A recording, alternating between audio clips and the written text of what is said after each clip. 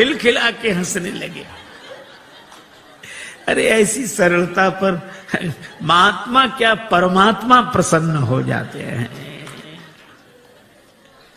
और भगवान दोनों की ओर देखकर मुस्कुरा रहे हैं। श्री राम जी का विवाह नहीं हुआ था, श्री लक्ष्मण जी युगल चरण धोकर चरणामृत लेते।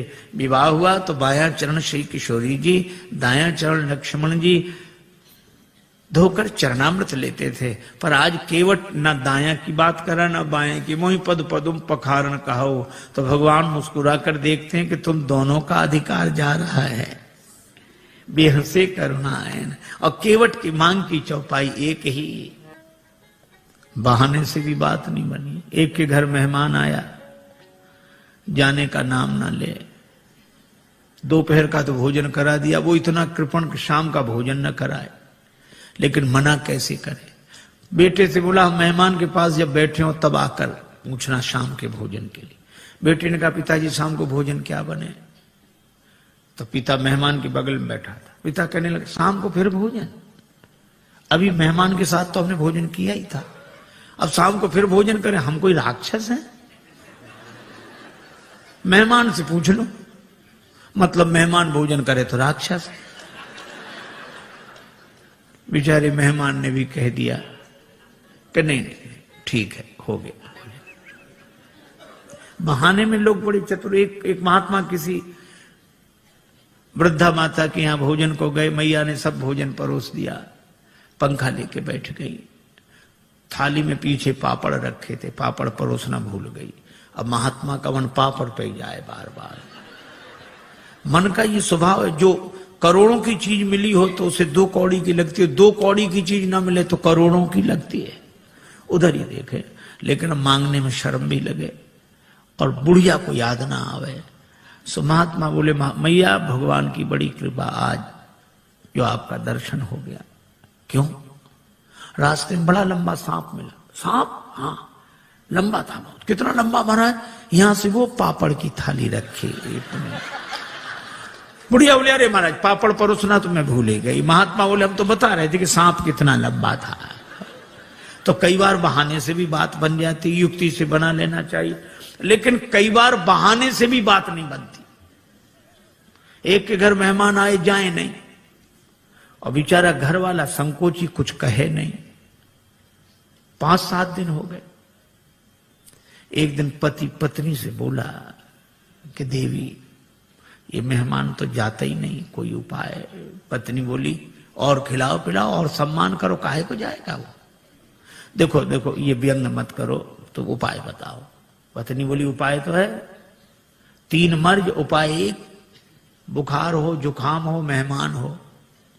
ज्वर जुखाम और पाहुना, ज्वर जुखाम और पाहुना इनका एक उपाय, लंघन दे दो तान के फिर न वापस आए।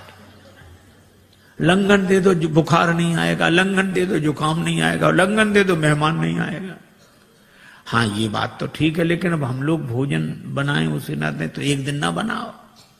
तो नहीं बनाने का तो कोई कारण होगा। झगड़ा, हम लोगों में झगड़ा होते नहीं, झूठा ही झगड़ा कर लो। अब बाहर वाले कमरे में मेहमान बैठा, अब भीतर जोर जोर से इन्होंने झगड़ा करना शुरू किया। पति ने डांटना शुरू किया, और पत्नी ने जब देखो तो मुझे डांटते रहते, और आज भोजन ही नहीं बनाऊंगे मैं। पति बोला बनाना ही मत, मैं कोई मर नहीं जाऊंगा एक दिन भूखे। अब जो झगड़ा शुरू हुआ, और मेहमान ने सुना कि आज इन्हीं को नहीं मिल रहा है, तो उसने अपना थैला उठाया गया। पत्नी ने देखा कि गया, पति ने देखा गया।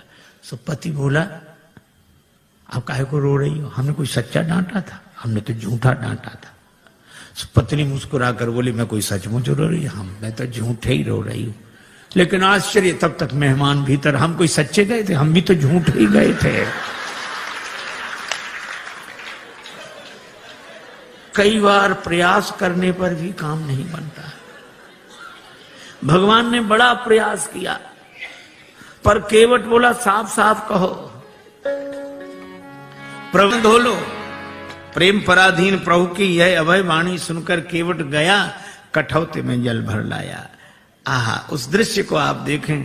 कठौता एक और रख दिया, बाईं हथेली आगे बढ़ाई, श्री राघवेंद्र का दायां चरण रखा और कठौते से जल छोड़ दिया, लगा धोने। मन में तो यही भाव है कि वही चरण जिन चरणन ते निकसी सुरसरी। बड़े भाव से चरण धो रहा, लेकिन पता नहीं लगने दे रहा। श्री लक्ष्मण जी ने कहा कि अच्छा केवट, बड़े भाव के कारण चरण धो रहे हो? केवट बोला नहीं नहीं सरकार, हम तो नाव के कारण चरण धो रहे हैं, भाव के कारण नहीं।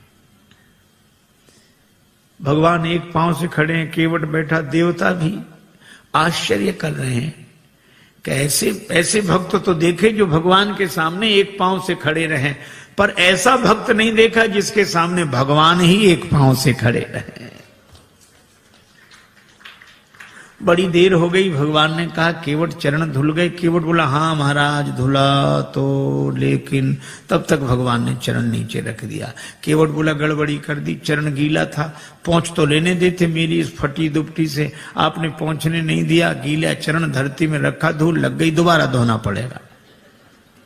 लक्ष्मण जी बोले हो चुके पार, चरण तो गीला रहेगा ही, इसमें धूल लगे इसे धुलाओ, उसमें लगे तो उसे धुलाओ, पर चरण ही धुलाते रहो, कभी दायां कभी बायां कभी। भगवान ने कहा रुको रुको, केवट से पूछने दो।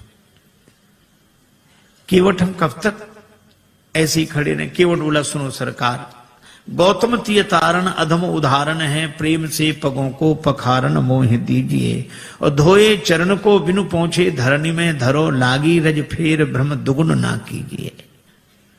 दोबारा मेरे भ्रम को उत्पन्न न करें। रेखन में जड़े कण केते देख देख धोऊं। भगवान बोले हम एक पांव से कब तक खड़े रहें? आप एक पगते खड़े याते न खीजिए। जिन विचार जो एक ही पांव होता वे भी तो किसी का सहारा लेकर खड़े रहते हैं, वृक्ष का, डाली का, किसी आदमी का, लाठी का। भगवान बोले यहां कोई सहारा हो तो बताओ। केवट बोला है, चाहो अवलंब तो विनीत जू, विलंब बिनु नाथ मेरे माथ पे सो हाथ धर लीजिए। भगवान कहते हैं कि देखो कैसी चतुराई है। लोग कहते हैं हमें सहारा मिल जाएगा अगर हमारे माथे पे हाथ रख दोगे, पर केवट कहता हमें नहीं, अगर आपको सहारा चाहिए तो हमारे माथे पे हाथ रखो। भगवान ने केवट के माथे पर हाथ रखा तो बरस सुमन सुर सकल सिहाही, यही सम पुण्य पुंज को नहीं। चरण धुले। भगवान ने कहा भैया चरण तो धुल गए, हाँ तो अब पार करो। केवट बोला अभी नहीं, आपके लिए घाट का नियम थोड़ा ही तोड़ दूंगा। नियम क्या है? जो पहले आते हैं उन्हें पहले पार करता हूं, बाद वालों को बाद में। भगवान ने कहा तो हम ही तो आए यहां पहले, और पहले से कौन है जो पार ना हुआ हो? हमें तो नहीं दिखाई दे रहा। केवट बोला अगर आपको दिखाई पड़ ही गए होते तो पार ही ना हो गए होते। कौन है? हमारे पूर्वज। तो तुम्हारे पूर्वजों का उद्धार कैसे होगा? केवट हाथ जोड़कर बोला जैसे महाराज भागीरथ के पूर्वजों का उद्धार हुआ। महाराज भागीरथ के पूर्वजों के उद्धार के लिए गंगा जी का जन्म ब्रह्मा जी के कमंडल में हुआ, और आज मेरे पूर्वजों के उद्धार के लिए गंगा जी का जन्म मेरे कठौते में हुआ है। पद पखारी जलपान करी, आप सहित परिवार, पितर पार करी, प्रभु पुण्य मुदित गए उलई पार। पितरों को पहले पार किया। ये देखो प्रसंग कितना सुंदर संकेत करता है। श्रद्धा से एक शब्द बना है श्राद्ध। हम लोग उनका भी श्राद्ध करते हैं जो हमारे पूर्वज अब शरीर में नहीं है। पर एक व्यक्ति मरा, उसके 2 बेटे, मां बहुत कहेगा कुछ करो, बेटे कहते हम इस सब में विश्वास नहीं रखते, क्या फायदा, इससे क्या फायदा। मां ने एक दिन कहा कि पिता की अस्थियां गंगा जी में ही छोड़ आओ, 16 किलोमीटर दूर है। इससे क्या फायदा?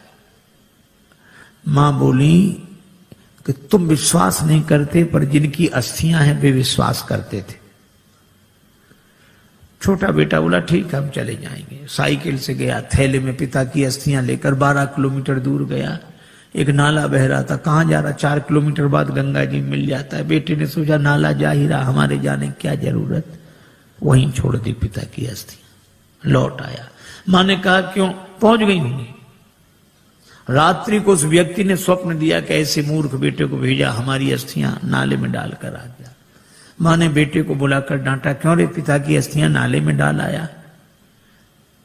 बेटा बोला तुमसे किसने कहा? तुम्हारे पिताजी आए थे रात को सपना देने। तो भी उसने अपनी गलती स्वीकार नहीं की। बोला पिताजी का तो जिंदगी भर दिमाग खराब रहा, मरने के बाद भी पागलपन गया नहीं है। मां ने डांट कर कहा क्या पागलपन है? बेटा बोला 12 किलोमीटर इधर लौटकर सपना देने तो आ सकते थे, 4 किलोमीटर उधर नहीं जा सकते थे।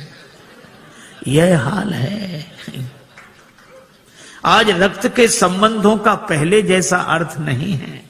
आज रक्त के संबंधों का पहले जैसा अर्थ नहीं है। तर्पण भी मिल ही जाएगा, ऐसी भी कोई शर्त नहीं है। लेकिन केवट का प्रसंग हमें सिखाता है, पितर पार करी प्रभु पुण्य मुदित गए लई पार। और भगवान के चरण कमलों को देखकर गंगा जी भी हर्षित हैं। इन्हें तज ब्रह्म कमंडल में अटकी रही भटकी शिवशीष, वर्ष केते बिताए हैं। और जो चरण छूट गए थे, केवट ने वही चरण फिर आ मिलाए हैं। केवट ने भगवान को नाव में बिठाया। अब कह रहा है गंगा जी की बालुका में पहले श्री सीता जी, फिर श्री राम जी, फिर निखात राज गुह, फिर श्री लक्ष्मण जी। केवट ने उतरकर दंडवत किया, चरण पकड़े।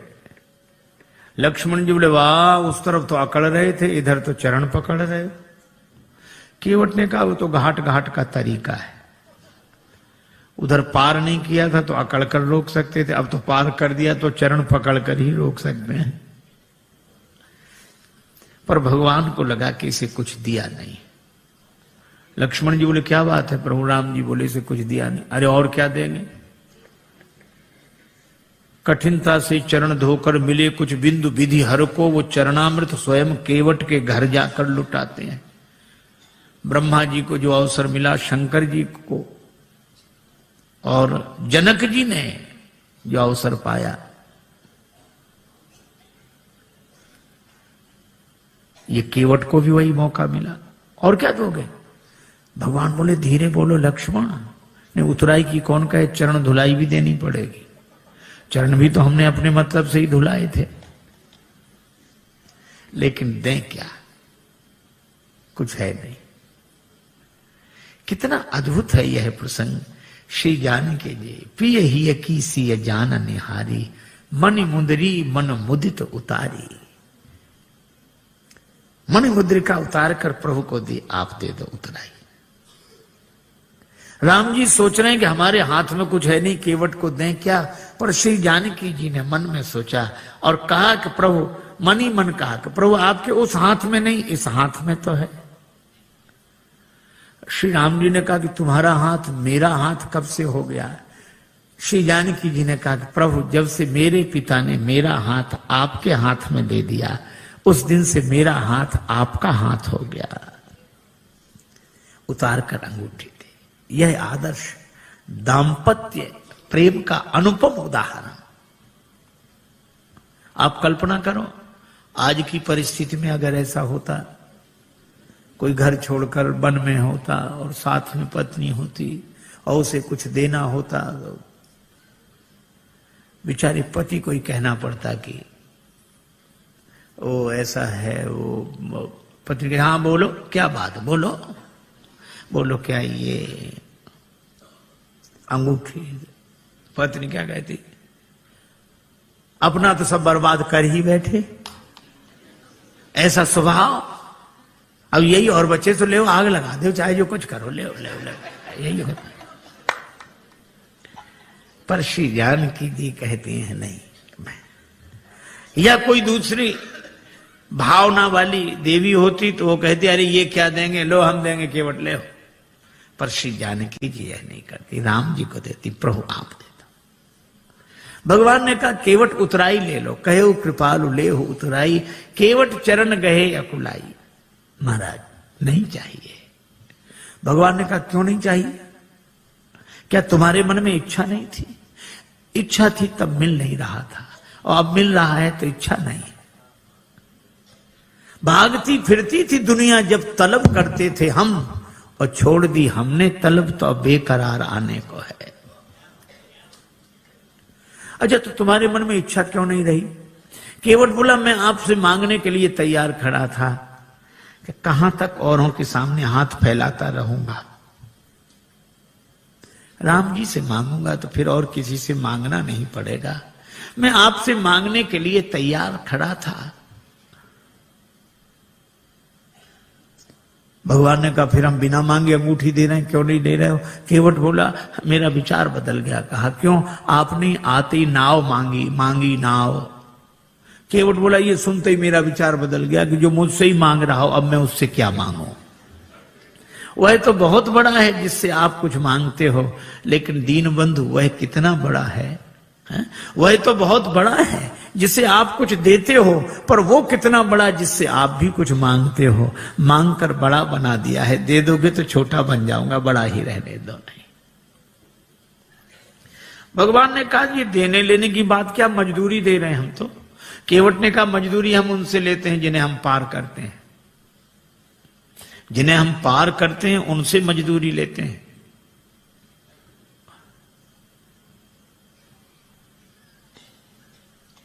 हमने आपको पार नहीं किया। श्री राम जी बोले पार नहीं किया तो हम पार आए कैसे? केवट बोला यही तो हम पूछ रहे हैं, कैसे आए? भगवान बोले नाव से आए। केवट बोला नैया से आए। हाँ, ये नैया किसकी थी? केवट तुम्हारी। केवट बोला यही तो हम कह रहे हैं कि नैया तो हमारी ही पार लगी है। आप पार होने के लिए नहीं आए थे, हमारी नैया पार लगाने के लिए आए थे। आपने चरण रख दिया तो हमारी नैया पार लग गई। उतराई तो हमें देनी चाहिए, दे नहीं सकते तो ले कैसे लें? इसलिए प्रभु नहीं चाहिए। भगवान ने कहा कर ले लो। केवट बोला कि प्रभु वैसे भी नहीं ले सकते, हमारी आपकी बिरादरी एक है, हम लोग सगे भाई हैं। भगवान ने लक्ष्मण जी की तरफ देखा कि सुन रहे। लक्ष्मण जी बोले अभी क्या और मोह लगाओ भाई, पता नहीं क्या क्या बनेगा वो अभी। भगवान ने कहा लक्ष्मण अभी पूछते हैं। केवट से कहा कैसे भाई? केवट ने कहा कि मैं गंगा तट का माझी हूं, तुम भवसागर के केवट हो। मैं इस भव सरिता के तीर में हूं, मैं इस सुरसरी के तीर में हूं, तुम उस भव सरिता के तट हो। आपका भी काम पार करना, मेरा काम भी पार करना। तो मजदूर कहीं मजदूरों से मजदूरी लेते हैं भैया, मल्लाह कहीं मल्लाहों से मल्लाही लेते हैं भैया। भगवान बोले तो हम किसी का कर्ज नहीं रखते। केवट बोला हमारा रख लो। क्यों? चुकाने दोबारा तो आ जाओगे। भगवान बोले हम ना आए तो? केवट बोला हम वसूल करने आ जाएंगे। कहां वसूल करने आओगे? केवट ने कहा अपने को ऋणी समझते हो तो ऋण तुम वहीं चुका देना। मैंने तुमको है पार किया, तुम मुझको पार लगा देना। मैंने पार किया, उतराई नहीं ली। प्रभु आप भी पार कर देना।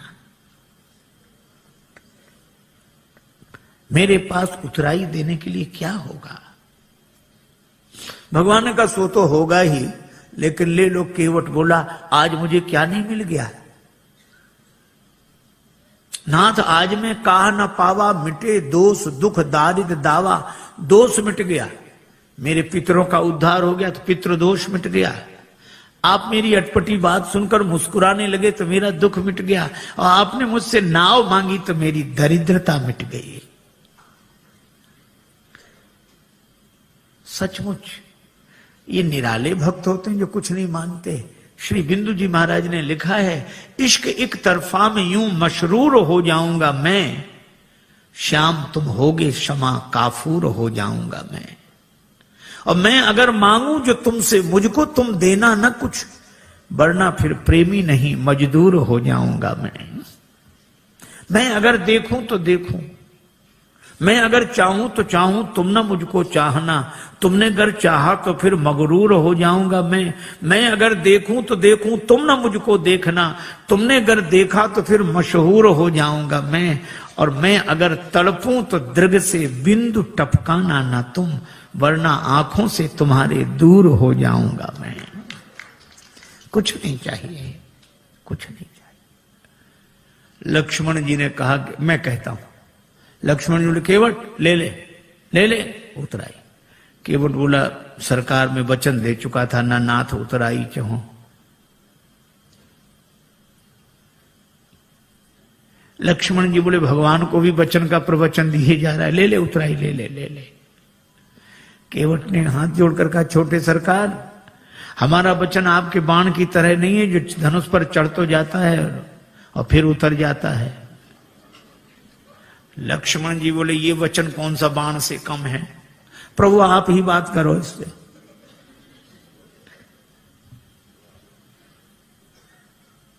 श्री जानकी जी ने कहा कि प्रभु हमारी ओर से कह दो। बहुत कीन प्रभु लखन सिय। श्री जानकी जी की ओर से राम जी ने कहा कि केवट उतराई ले लो। श्री किशोरी जी की अंगूठी है उनकी ओर से।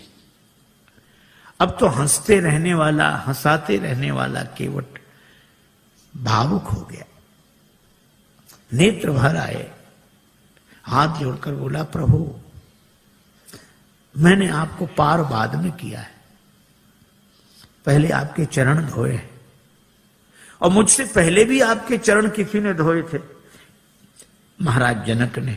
और महाराज जनक ने आपके चरण धोकर अपनी बेटी जानकी आपको अर्पित कर दी। मैं कैसा चरण धोने वाला जो उसी बेटी की अंगूठी उतराई में ले लूं? मैं दे नहीं सकता तो ले कैसे लूं?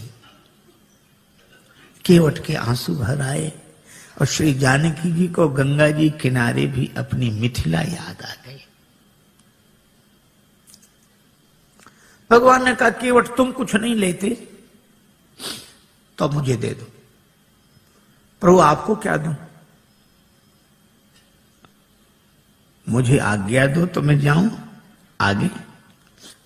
केवट ने कहा कि प्रभु इतने काम सब अटपटे उल्टे होते रहे, तो एक काम और, क्या आप ही मुझे भेज दो। क्यों? ताकि मुझे ये लगे कि भगवान मेरे घाट पर है, कहीं नहीं गए हैं, मैं इसी भाव में डूबा रहूं। और फिरती बारनाथ जो देवा, सो प्रसाद में सिर धरी लेवा। बहुत कीन प्रभु लखन सिय, नहीं कछु केवट ले, विदा कीन करुणा यतन भगति विमल बर दे।